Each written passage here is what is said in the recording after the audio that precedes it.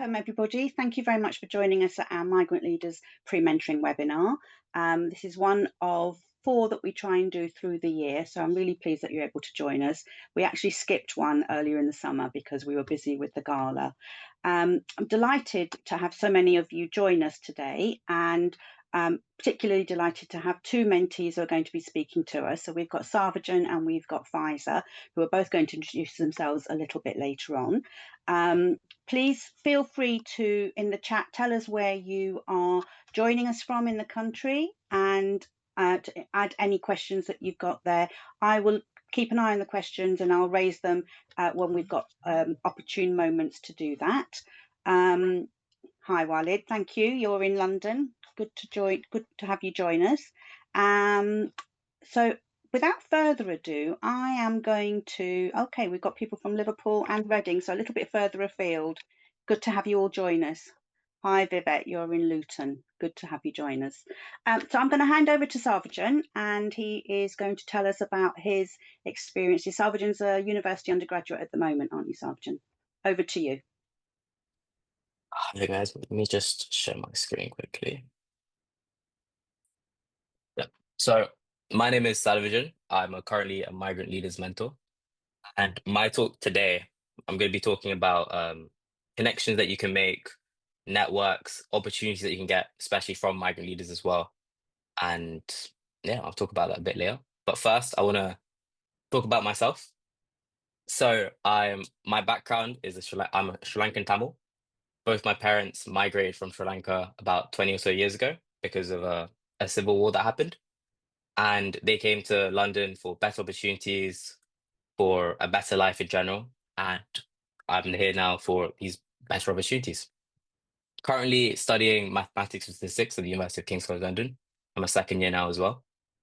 And back to Sri Lanka Tamil, I'm also heavily a part of my Tamil Society, where I'm a core committee member, where I am head of events, where I plan out different events for my society over the year. So, okay, I want to really talk about the summer experiences that I did, especially this year. And one of the very first events that I did was the NatWest Insight Day that was run by Migrant Leaders earlier this year, around May time. And because of how universities kind of university summer holidays. So a lot of you guys are A levels. So you have your holidays a bit later. Our holidays start around the May time. And one of the very first events was the NatWest Insight Day. And I think I learnt quite a lot just from going to this very first Insight Day where I gained connections professionally, but also people at the same age as me or people within the same age range as me. And also because all these people going to these events have a similar interest, career orientated, all want to learn, are like hungry for these types of opportunities. You network with these people and you get their LinkedIn's, their their connections or their contact details, and you kind of fall into this pool of, oh, you're also going to this next event. And this first NatWestern event, which was the only event I applied to, and the first event I applied to, kind of stemmed me to going to the next event, which was the Informer Insight event, because I knew people also going, and I was like, oh, okay, this makes me more comfortable to go to this next event because there's all this migrant leaders community kind of going into this. And this then let me go on to the next few events, which is in FEMA's discovery placement and also Sienna's work experience, which I also did over the summer. But I also put down other events down in the bottom, which were events that weren't connected to migrant leaders. But I think a lot of them stemmed from migrant leaders because migrant leaders was the very first event I went to, which was the NatWest Insight Day. I made those connections, and those connections that I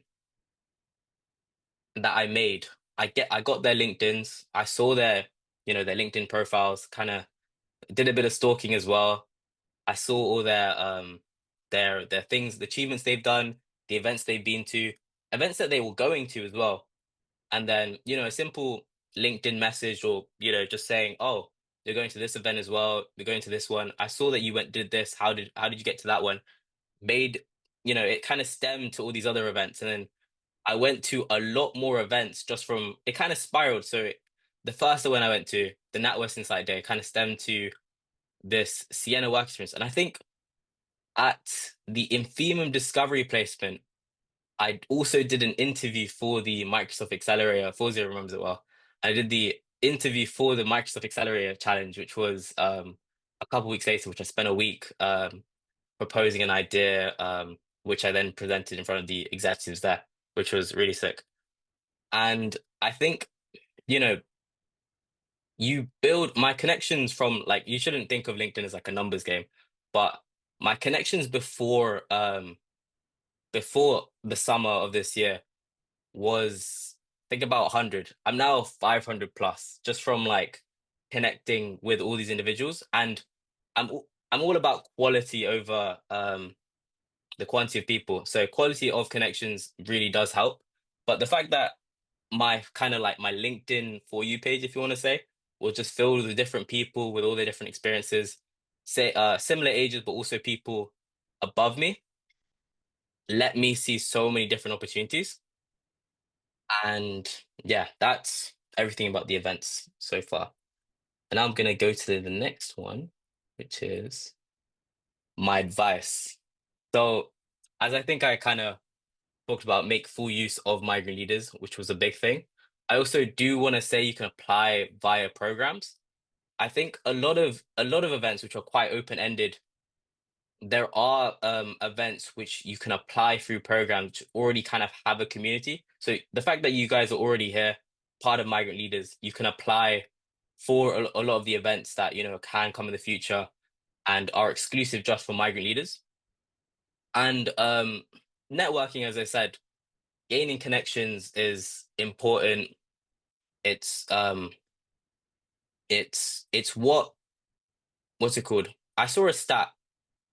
People, so people who are privileged. This isn't people who are privileged and who got a 2-2, which is relatively not a high grade in terms of a university grade, are more likely to get a high income job than someone who has gone a first class, who's from a lower socio background, or who hasn't got the same connections as someone who is from who's got the same network. So, as someone who is a migrant who it has come to this country, haven't gained the same, what's it called? The same opportunities, which isn't something. So the people who have lived here, whose families generations have been here, have already got connections within different industries and have it everywhere. So they already have a network before they're even born. Whereas someone like, us, like someone who's a first generation or a migrant, doesn't have the same opportunities as someone who've um who's already got those connections. And I think that kind of flips, like, you've worked so hard, got a first class, and you still don't have the opportunity, even though you've proven that you've gotten all these opportunities. So Migrant Leaders is a really great platform to connect with those people, because you are skilled in those you know in that class, and opening your opportunities and kind of expressing yourself that, yo, I'm here. People will notice and will take a full look at you. Other programs I've also put down, um I'm not quite decently heavily involved in. I'm quite heavily involved in the Tamils Professional Network, which is I'm also a student ambassador for as well. And because of LinkedIn as well, that I've put down here, I've really kind of spent a lot of time on LinkedIn, but also through just connections and talking to so many people, I also managed to get a student ambassador role at a company called Dord, which is, I don't know if people know what job test prep is, but it's a very similar platform, but that uses AI. But I use quite a lot of I put LinkedIn helped me get this job as well. So it's quite important of how networks can kind of See, because I saw a friend also apply for it and then applied for it as well, because just it says it on the LinkedIn where, when you like like a post or whatever. I also put down Bright Network, which I think few people might be familiar with, and I put the LinkedIn icon because I've been butchering about LinkedIn as well. And Upreach, which is a very recent program that I've kind of joined, but I'm slowly learning a bit more about it. But I think that is everything. I've got my LinkedIn up on display as well. So if you want to connect, feel free. Salvation Underkumar. Pretty long name, but yeah. And any questions? I'll pass back to Fawzi as well. Thanks very much, Sarvajan. That was really, really interesting and useful. A quick sort of whirlwind tour of your experience in the summer. And I remember very well meeting you at Infinium, and you very politely came over and said to me, "Look, I've got an interview. Is it okay if I take 10 minutes just to go and do this interview?" And I was massively impressed that you can multitask so well. And congratulations, because you got the experience, didn't you, with Microsoft as a result of that. So it's well worth putting in the time and effort, and carving out that time, because we were on a 2-day Infinium experience, weren't we? But you needed 10 minutes, and it was worthwhile taking 10 minutes out of that session, wasn't it? So well done. And I've been kind of, I wouldn't say stalking, but I've certainly been following some of your posts on LinkedIn, and yeah, seen that you've been very, very busy, which is why I kind of was so pleased that you were able to make time to join us today and share some of your experiences, because I think it's really helpful for new mentees coming into the program to hear about the opportunities that you get through Migrant Leaders, but also where it takes you. It's kind of like it's a stepping stone, isn't it? And as you were talking, I was making just a few notes, and I kind of just really wanted to summarize what you were saying about, people from migrant backgrounds not having the connections that other people that have got family in this country going back a few generations. And I think that the main lesson, or the key takeaway that I've got from what you were saying, is that you have the capabilities, you've got the academic abilities, you've got the focus to do your studies and achieve good grades in your studies. um, it's just having those connections. So building connections through programs like ours will help you open doors for your career and give you that stepping stone that you need to be able to actually tell everybody what you already know about yourself. You can do a great job wherever you go. So if anybody has any questions, please feel free to put them in the chat now if you want to. I Otherwise, we'll have more time for questions later on after Pfizer has spoken. So I can't see any questions in the chat at the moment. If anybody would like to raise their hand, they can do that if they want to ask the question themselves directly. Okay, great stuff. So there's a question there from Walid Sargent. How did you find your mentor? So I actually didn't get a mentor for Migrant Leaders, which mainly was due to me because I didn't sign up on the app. So I didn't get a mentor up until, as in, I've only recently got the app recently. So I can't really say that I got a mentor, but I made full use of all their events. But I do recommend getting a mentor as well. I think a mentor is very, very important. It's you know, someone who's years past you, who've already gained the experience. And, as I mentioned with the migrants, and someone who knows a lot about their experiences, can help you with all that experience. But yeah. And I really don't think it matters what order you get involved with the different streams that Migrant Leaders provide. So there are three main streams. There's mentoring, there's the events, and then there's the self-guided learning on our website. Just grab, when you've got time, grab whatever opportunities you can. But I will just mention, while I've got a minute, as you mentioned it as well, Sarvjan, the app. The app is a new way for getting mentors through Migrant Leaders. So Pfizer actually joined us well before we had the app, and so she got a mentor the different way, which was by me finding one and then connecting them. But we've got a new way. I will talk about it more in detail, but for the time being, if there aren't any more questions, I'll say thanks very much to you, Sarvajan, and hand over to Pfizer so that she can tell us about her experience. Thanks, Sarvajan. Thank you so much, Fawzia, and thank you so much, Sarvajan, for sharing your journey. I'm just going to go ahead and share my screen, and then I'll get into my journey.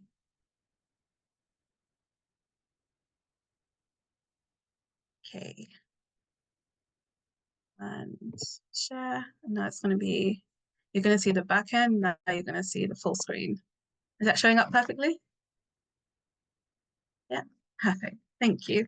So, hi everyone. My name is Fiza Khan. I am a business and enterprise graduate trainee at Rolls-Royce. I've been in the company for about a year, but I've also previously I had 2 internships before I joined as a graduate, and wanted to give a little introduction about myself. So, this is me. So who am I? I am a first generation student, migrant, British Pakistani. I have been, well, I was, or I am the first generation to attend university and even study a law degree. So I was also at some point in my studies, I was a registered and unregistered carer for someone. And I also come from a very low socioeconomic background. And because of that, and the setbacks and barriers, for that reason, I didn't attend a Russell Group university. So I applied to every other university that wasn't Russell Group because I knew that if I had even a place at university, I'd have to go in. And I wasn't able to go in at times because I was scared that if I'm not at home to take care of my loved one, then how am I going to study? How am I going to focus? I don't want to compromise anything. So for that reason, I didn't apply to any Russell Group university. And I think those experiences generally just show that I'm quite highly resilient. I've overcome many personal difficult circumstances and setbacks growing up. So that has shaped me who I am as a person today. I look at problems from a way that I want to solve them. I don't see problems as that's it, end of the day, I can't do this. I always look at it from a solution perspective and how we can make this better for people, for everyone, and just myself. And I'm very, very open to new experiences. I embrace it with an open heart. And I'll tell you, and this will actually come into the next slide because I changed careers really early on into a new industry with no expertise, no knowledge, and no connections. So that's an overview of who I am. I just go into a bit about my journey. So I studied at a state school. I had this passion to study law. And that was mainly because I grew up and I had a lot of personal experiences that really exposed me that why law is the right way for me, but also I saw a lot of injustice happen. So I wanted to make sure that I don't want to be a lawyer that has seen this and does nothing. So I really wanted to be a lawyer from that. And that drew my passion to study at the University of Law. And it is what it is. It is. So I literally went to events saying they would ask me, what do you study? And I was like, I study law at the University of Law, which was crazy because they were like, University of what? So a bit of a funny story behind that. But I studied law at university and I really enjoyed it.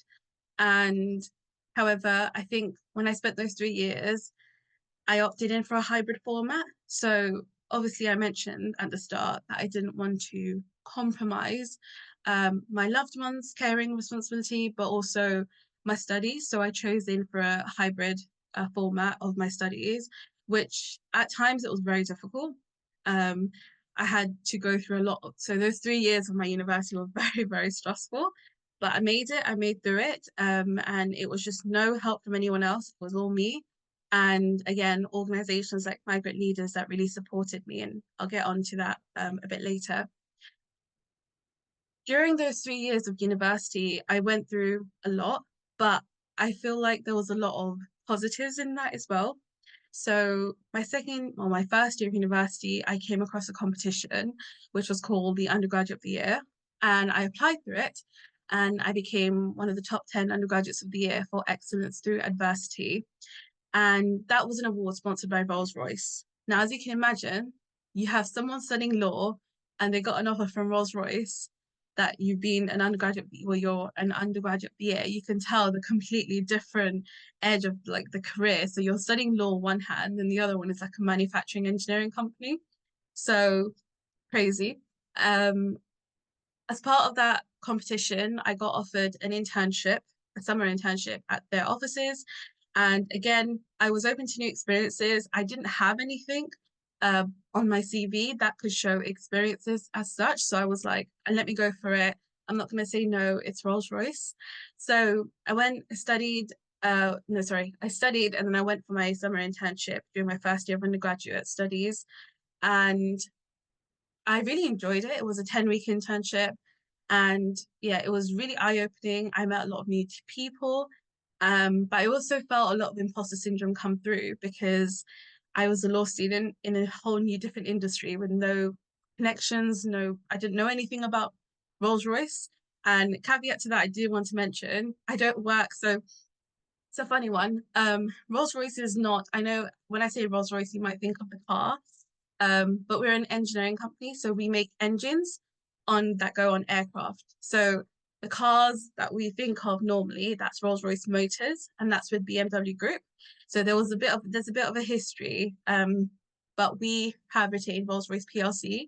So we make engines on aircraft, like you got your British Airways, I think, yeah, which is one of our people we work with. So that is the one I work for. I don't work for the Motors company. So we manufacture, engineering. So that was my 10-week summer internship with Rolls-Royce. And then I went back into my my studies for my second year. And I then got offered a second unconditional offer for an internship in my second year of studies. And I said yes. But I also was very picky on that. I really wanted to go into the legal department at Rolls-Royce, which I did. So there's like a little in-house legal counsel, which is called general counsel at Rolls-Royce. So I did 10 weeks there as well.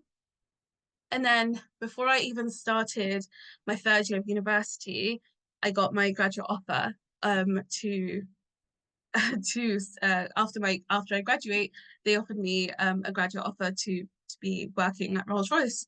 So I'm currently now on the graduate scheme. It's a 2-year scheme. I've completed 1 year, so I've got 1 more year to go.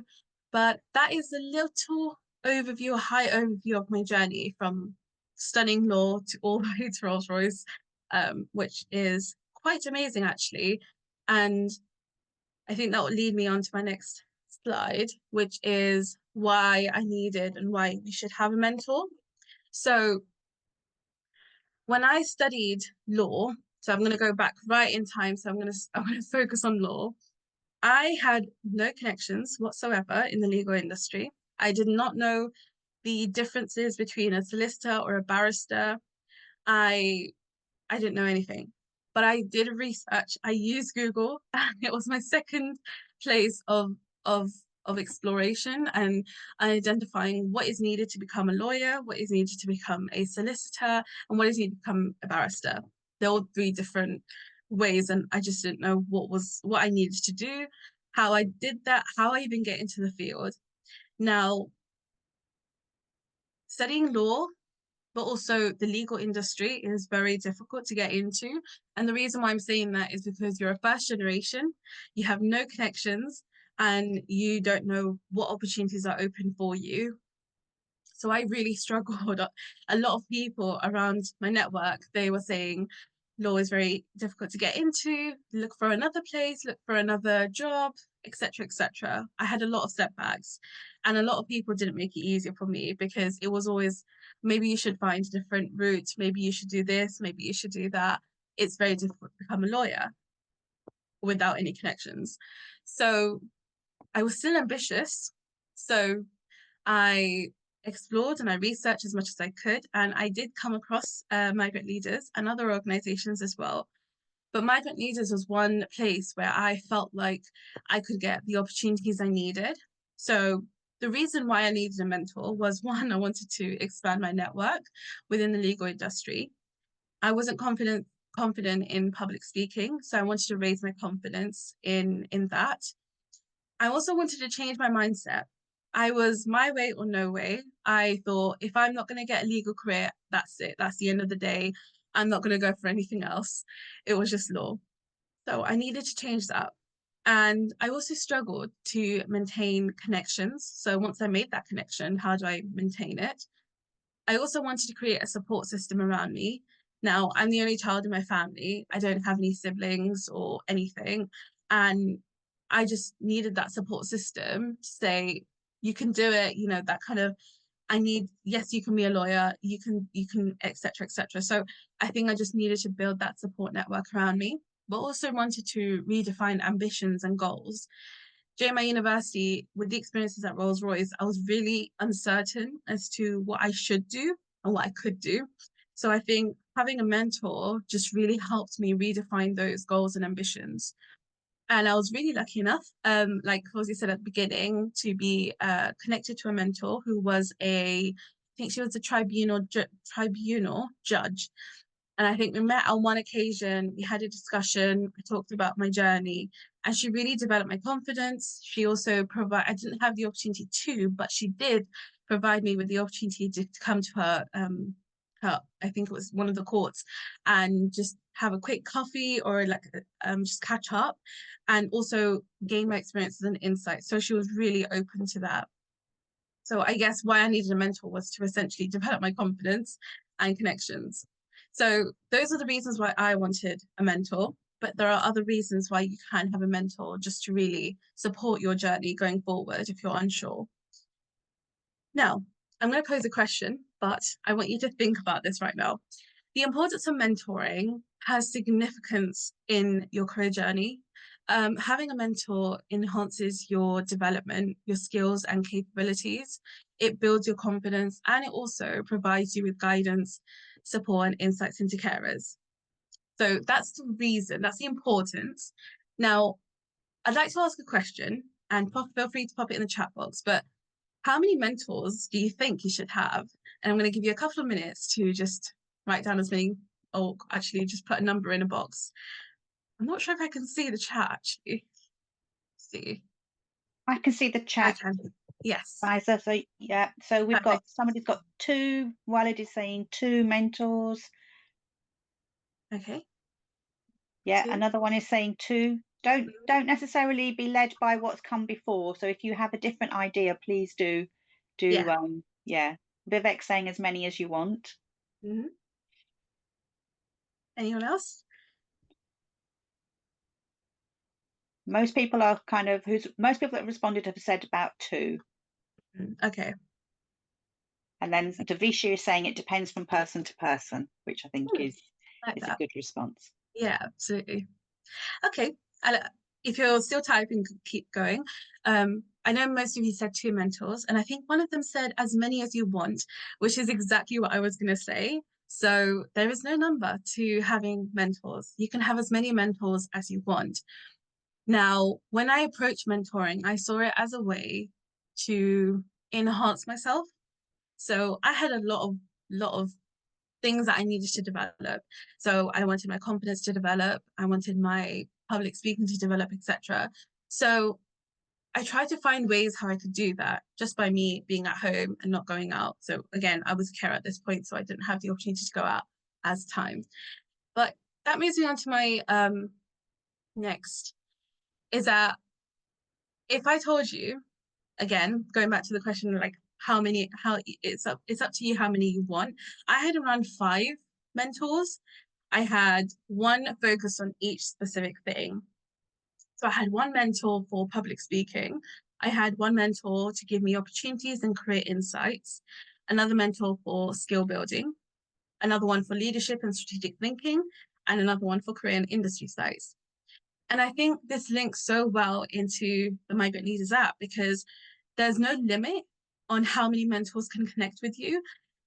I think I've got about 3 mentors connected right now. And I'm going to keep expanding because one, you're expanding your network. We're also making connections into the industry. Every time I met with my mentor, I was always like, okay, how can I develop this? How can I develop that? And they really helped me through that. And I feel like there's power in that. And the reason why I say power is because you will hear different perspectives from different people, and that will shape how you are as an individual. If I had to remember one of my mentor connections, when I told him, so he was helping mostly with my opportunities and career insights. And I was telling him all about my career, like, I'm an unregistered carer. And mind you, when I started my whole career journey, I did not share that I was a carer for my loved one. I just did not share it because I was scared it was going to be seen as a weakness. And when I told him, we had a really good kind of connection. So I opened up and I said, look, I'm caring for someone. And the question he came back was, why haven't you told anyone? And I was like, I don't know. I shouldn't put it on CVs or applications. I just don't think it's important. It might be a disadvantage that et cetera, et cetera. And he was like, Fizza, you should tell your story, because some of the experiences you did not have that your counterpeers did, it seems like you didn't do anything, but they did. And I was like, that's not true, but it is true, because I had that caring responsibility and I just couldn't go out there and take opportunities as much as I wanted to. So after that, I started saying to, during interviews, I said, look, I'm a carer. I haven't had the opportunities, and I was just really open with them. And I think they appreciated that, because they didn't see it as a weakness. They actually saw it as a superpower, because my caring experiences showed me and shaped me who I am today. So when I'm talking to people and I'm talking on like events like this or just at work as well, it's super powerful for me. It's an inspirational point for other people, because yes, I was a carer, I had all these disadvantages, but I did not let my experiences let me down. I pushed them forward as a superpower. So I think that's probably what I'm trying to get at, that you shouldn't be embarrassed, or you shouldn't feel like my background is not as great, or I don't have enough connections, I'm not fit for this role, etc. You are, I think, as your experiences, we as migrants, we're like, that's amazing. This, it all shapes who we are today. And that is our superpower. So use it, so share it, because you bring unique perspectives to jobs, you bring unique different ideas, you bring different ideas to the role. So I guess use that experience is what I'm trying to say. So moving in, I talked about maintaining the mentor-mentee relationship. And when you're connected on to a mentee via the app, or via any other organization that you might be a part of who also has that mentoring program, I would say some of the things I picked up on was getting to know your mentor, ask them questions and research them and their company. And like I think Sarvajit mentioned, just stalk them, because that's a really good, it's a good way that you want to build that rapport, because as soon as you onto that call with your mentor, they'll be quite happy that you've done a bit of research and preparation ahead of time. So it's always good to show up prepared.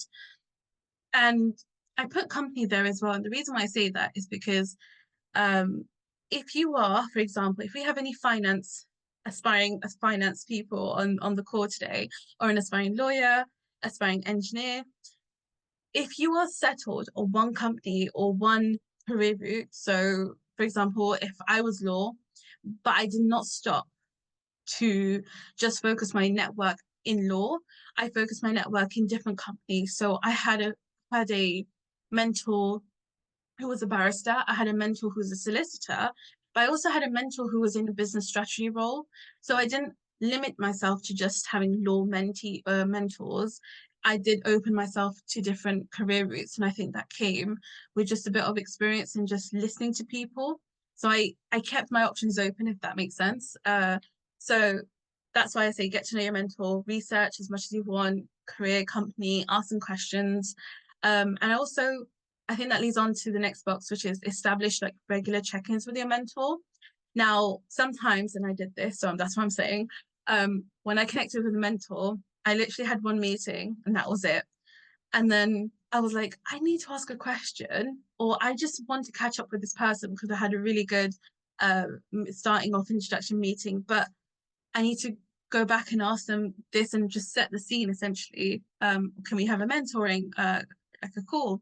So I think from the start, set expectations high, make a regular check-in. Is it monthly? Is it weekly, bi-weekly, quarterly with your mentor, and just check in, because it's always good to stay connected. So I guess just say, can we have a regular call? So when you're on the meeting, you can probably just say that you want to, how many times you want to meet with your mentors, and ahead of time, you don't probably have to do it now, but I guess ahead of time is something to think about, is just pop those meetings in the diaries, because mentors are really busy. They're also a leader at their business, or a business, etc., business executive, for example.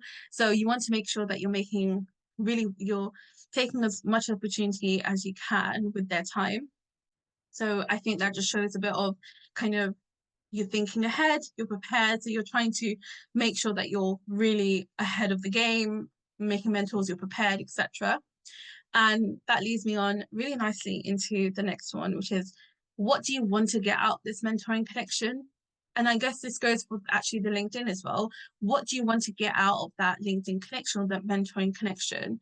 Do you want to learn more about them? Do you want to talk about them, about your career? Do you want some advice? What is it? So I guess set expectations right at the start that I want this mentor to focus on, like I said at the start, public speaking, opportunities and create insights, all of those. So just what do you want to get out the relationship or connection? Just be really kind of thinking about that ahead of time. That will really set you up for success. And follow up with your mentor. They really do appreciate saying thank you. And what are your actions following that meeting? Write it down somewhere, or it can be in the same email.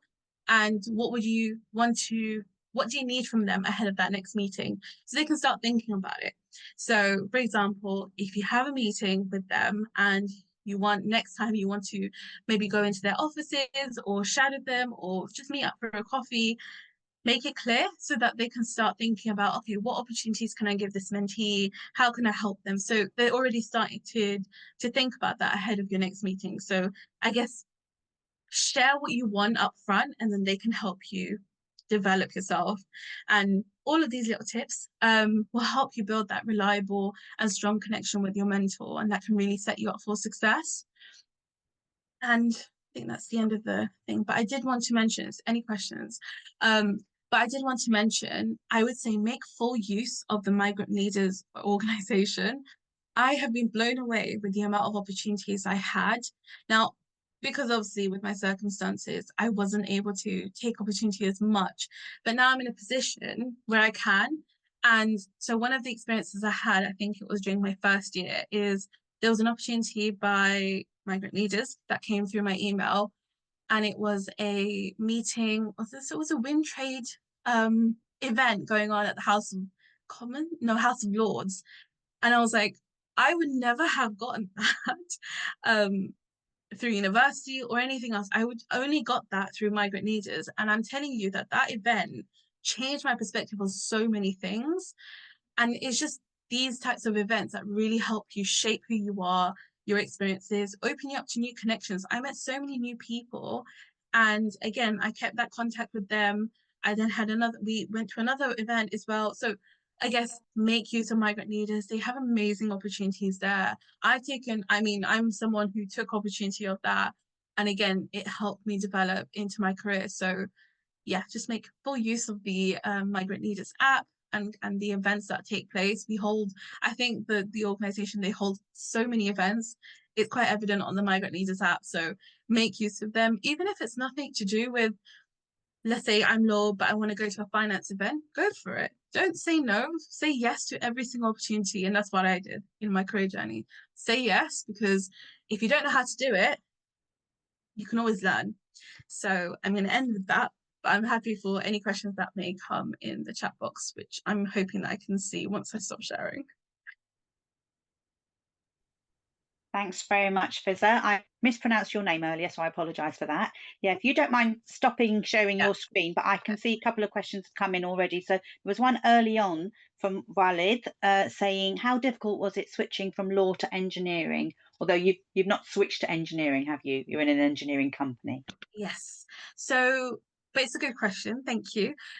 It was slightly difficult because so when I started my law journey, as soon as I finished my undergraduate studies, I knew every single thing about law. So you could ask me, what is the difference between solicitor and barrister? I could tell you right there and then. So I knew everything I knew everything from the start to the finish and how to become a lawyer, what qualifications you need. But then I jumped into a new industry. So I guess it was very difficult, but I think it's a new experience. And so let's say I was in a very comfortable zone, but I jumped out of my comfort zone and I did something that was uncomfortable, but it's where I grew the most as well. So I'm currently on a graduate development program, and this program is developing me. I don't necessarily have to have an engineering degree. I can have any degree, but it's the skills I bring from my law degree and law experiences that I can implement in my current day to day. So I would say yes, it was difficult because I had a mentor, because I had connections and support network around me. It kind of made it slightly better, and I actually grew from that experience rather than I just didn't know anything about it. And to be honest with you, I'm still learning. You never stop learning as part of your career journey. You'll always have something to learn more about. Now, a quick example is Rolls-Royce is a huge business. There's so many businesses in just Rolls-Royce, and I'm still learning. I still don't know some of the businesses or what they do, etc., but I'm still taking the opportunity to learn. So I guess yes, it can be difficult, but actually it can be a positive experience, but don't let that kind of set you back in a way. So I hope that answered your question. Like, yes, it was difficult, but I embrace every opportunity, embrace those challenges because you grow the most from there. Thanks very much, Pfizer. Fizzer. In my head, it's Pfizer. I'm sorry. I'm afraid I've called you that for years, haven't I? But actually, can I bring Salvagen in as well? So, Fizzer, I'm really glad that you mentioned the skills that you learnt at university. And I think just sort of picking on something that you said about using all the opportunities that you can, because Salvagen and I first met at a chemicals company, didn't we, Salvagen? And then you were at Informa, and then you did Sienna. So Sienna is a tech company, Informa is a kind of events and conferences company, and obviously Infinium Chemicals, but you're studying maths and stats. So, you know, I think, Fizzer, what you said about the skills that you learn at university, could I get Salvagen first to say, what sorts of skills do you take with you to those sorts of events, and what sorts of skills are you developing taking part in those? Because I think the point that you made, Fizzer, about you learn different skills at university that employers are looking for is really key. Mm, Salvagen, over to you. Sorry, long question. that's fine. I mean, each company have a certain department, as Rolls-Royce has a legal department as well, which is where you're at. And I think for the Infima one, it's a chemical engineering program. I do mathematics, and I guess what I was trying to get into, I was trying to get into finance, but I wasn't being restricted to just finance because I do maths. I think I do like problem solving. I do like data. I try to, stem away from like other parts. And I went to Infimum. They do have a whole data department where they just focus on data, or like the just each little part on like how the like chemical modules with all the little bits of data. So I learned so much about that, which was great. Informa, I think Informa is an events company, and they do conferences, they do big events, and I think that also comes from not just from my degree, but because I do events within my society. I think that had that connection of me trying to, oh, okay, I maybe I want to take that as an alternative career, and it kind of made me explore that pathway. And yeah, that's getting me, thinking about whether I want to go through finance, or whether I want to maybe go into, the event scenes. So yeah. Yeah. And that's really interesting because the event side of your time is through your university society, isn't it? So Mm, it's not technically what you're at university to learn, but it's a serendipitous learning opportunity, isn't it? The more you take part in different activities, the more you learn. And then actually what you're telling us is it's giving you options to think about how you want exactly. to take your career, which direction you want to take your career in. And I think it's really important for everybody to remember that the skills that you learn at university will not just be law, will not just be maths and stats. It will be working with other people, it will be presentation skills, it will just be actually managing your time, organizing yourself, taking responsibility for things, and making sure that you can cover all your bases, multitasking, so that you develop responsibility, I suppose, is a way of summarizing it, and taking care of yourself, but also taking care of others, and committing, keeping your commitments. So that's really helpful. The other thing I wanted to ask both of you, if I can, and perhaps I'll get Fizzer to answer this one first. And Wiley, don't worry, I have got your question in front of me and I will raise it. But I just, if you don't mind, I'm just going to ask Fizza first to tell us or share really how she managed to organize herself. What techniques did she use to keep organized in terms of all the different responsibilities and commitments that she had? So studies, home responsibilities, and mentoring, keeping in touch with mentors, taking part in different activities. Are there any techniques that you can share with the mentees in the session that they might learn from? Yeah, of course. And I think that's a really good question because at times when you've got so many things going on at the same time, it's very difficult juggling that. So I was really upfront with myself. I try to keep myself really disciplined. So I love a to-do list, but sometimes that can get lost. So what I had was every day I'd wake up, think about all the main priorities that need to be done, put appointments in, put what time do I need to meet this mentor in a calendar. So I had this planner and it had like the whole calendar days of everything. And I made sure that I was on top of my to-do list, but also on top of my calendar to make sure that I have everything. And even if it was as simple as putting the date into my phone calendar that we all have, and just putting it there, that was really helpful because I'm always on my phone, right? And we always are. But that just really helped me stay on top of everything in terms of that. So I guess recording, making sure that you're writing everything down, those were some of the key steps that helped me. And that also included the lectures I had. So in the morning, I'd have a lecture. In the evening, the afternoon, I'd have a lecture as well. So writing it down, keeping like my calendar up to date and organized. That was some of the key skills that I guess I used during my undergraduate years. Sarvajan, anything that you can add to that you want to contribute?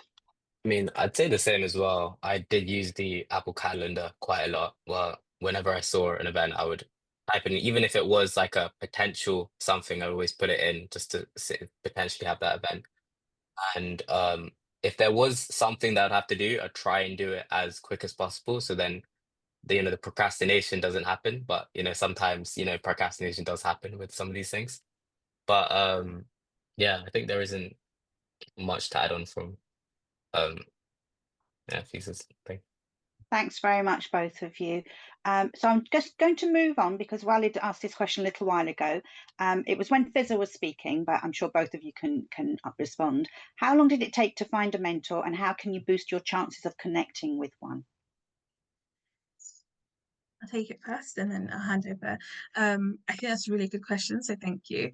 And I think it didn't take me too long to find a mentor. I think when I started off at Migrant Leaders, it was by email, so we didn't have the app at that time.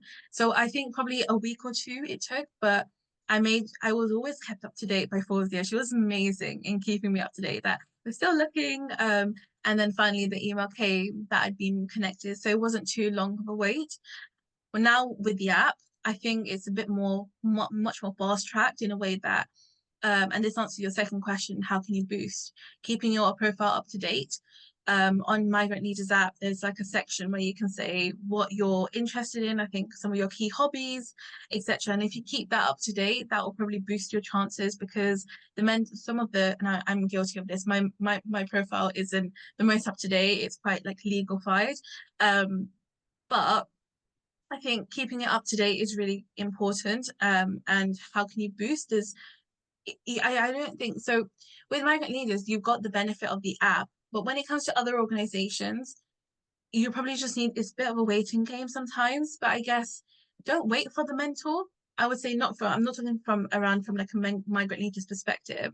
But I would say go out there and connect with different people.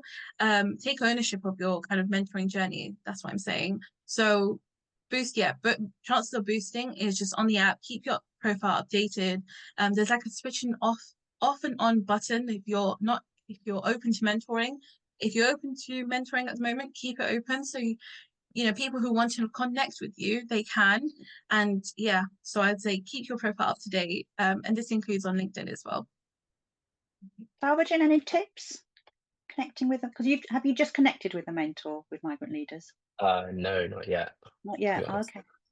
But I do have a few mentors outside of Migrant Leaders, and that was via like structured programs. So they would have like weekly sessions with these mentors. So I think you can, like, if you search for those programs as well via LinkedIn, via online, you can definitely find those mentorship programs. So Yeah. Yeah, yeah. thank you. Yeah, I mean, I'm not going to advertise other programs because I think Migrant Leaders is Yeah. the best, but there are other programs out there, and we're all about, get as much support as you can from as many programs as you can. So, whilst I'm not going to name names, as Sarvajan says, go out there, make your Google searches and find different programs that you can get involved with. I mean, Sarvajan mentioned some on his presentation, so he's given you some hints already.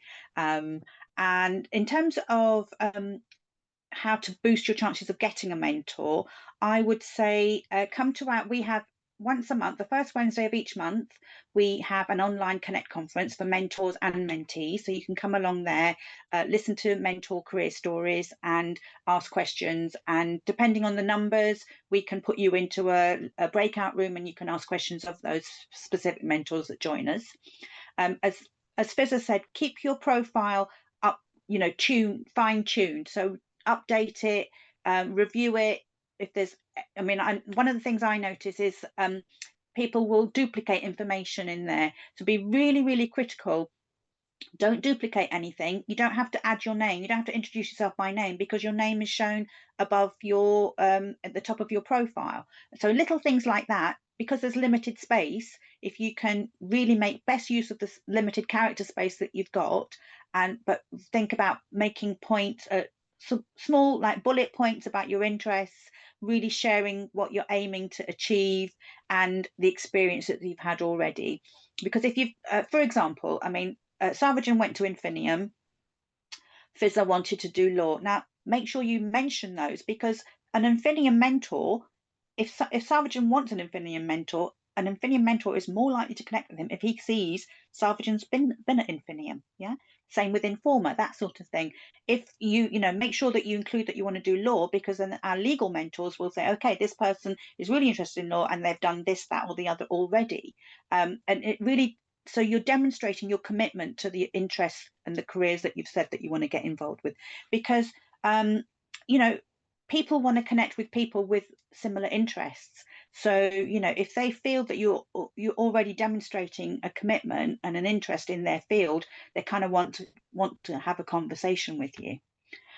Okay, next question from Sapan. Is there something you could have changed or improved on to get where you are now? What would it be?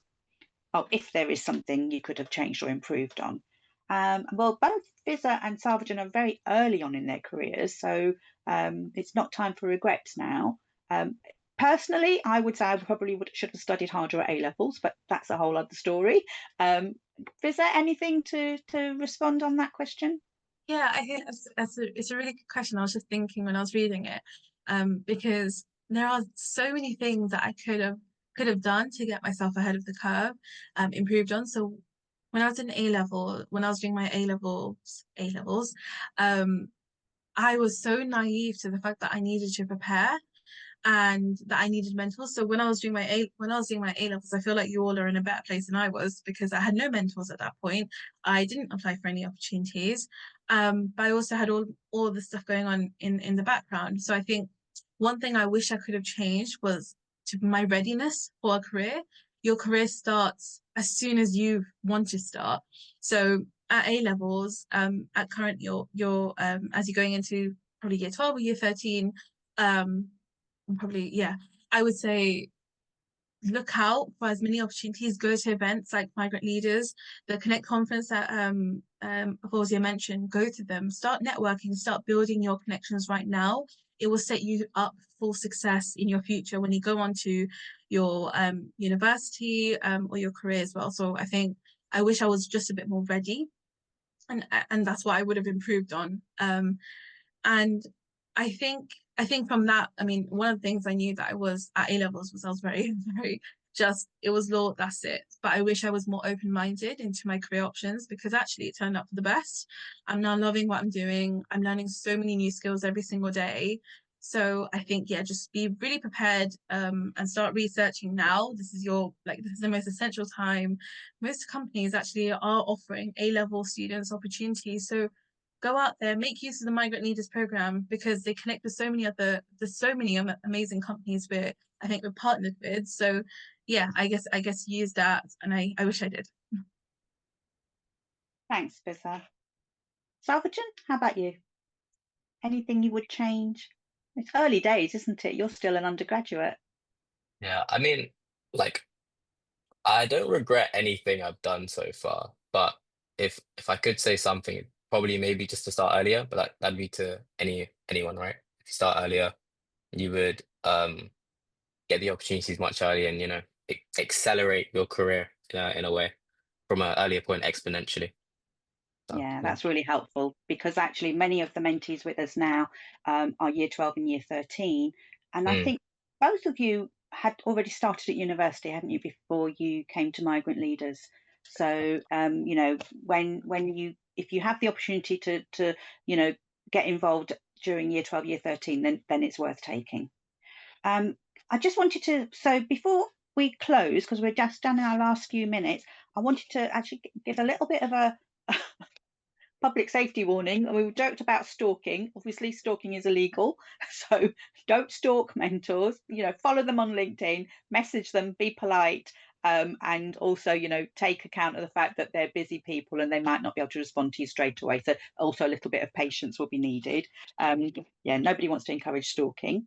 The other thing I wanted to mention, if I may, and Fizza mentioned it about, having different responsibilities and having to divide her time between home, university, etc. One thing I would say is, if you do have those sorts of responsibilities and you need flexibility from your university or whoever, do ask for help because universities will be flexible as well. And employers are much, much more aware of these sorts of things now than they used to be. So it's worth mentioning it. Have a quiet word with your manager. You don't have to be flying flags or shouting it from the rooftops. Have a quiet word, and then your manager or your university administrator will sort of give you advice about, what your options are. And then finally, really, I wanted to say thank you very much both to Sarvajan and Visa for sharing so much of their experiences. And in particular, telling us how you've benefited from being involved with Migrant Leaders. I must say, you've both been an absolute pleasure to work with when I've met you both. Absolute pleasure and really wonderful examples of what you can achieve, but also what you're learning and taking forward from Migrant Leaders. So thank you very much, both of you.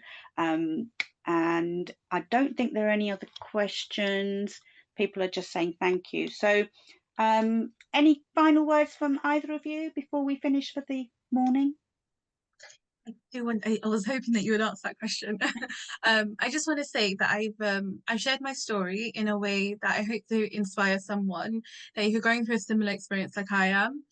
One thing I really want that I hope that you get out of my story is inspiration, but also motivation. That whatever experiences that you're going through or any setbacks you feel that might come in your career journey, don't let that put you down.